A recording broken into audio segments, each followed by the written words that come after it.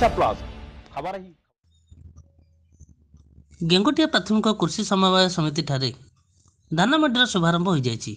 यह उत्सव में ARCS SARCS प्रत्येक तत्वावधान में जोगदे यह धान मंडी को शुभ उद्घाटन कर समवायर सभापति श्रीजुक्त सुधीर कुमार पट्टनायक संपादक सौभाग्य कुमार मिश्र चाषी मिलर यह उद्घाटन उत्सव में उपस्थित थे।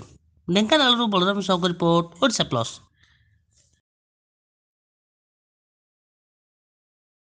श्री सुधीर कुमार पट्टनायक सभापति गेंगुटिया प्राथमिक कृषि समवाय समिति ढेंकानाल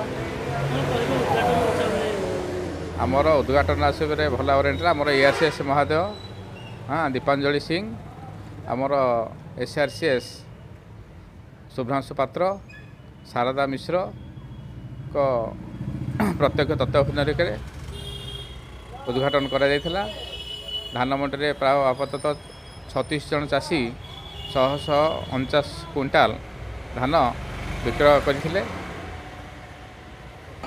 आमर टोटाल टार्गेट 10,000 क्विंटाल अच्छी बर्तमान से 2,000 क्विंटाल पे आमको मास दिखाई। हाँ आगामी दिन में यह पर्यायक्रम कर स्थिर कराई।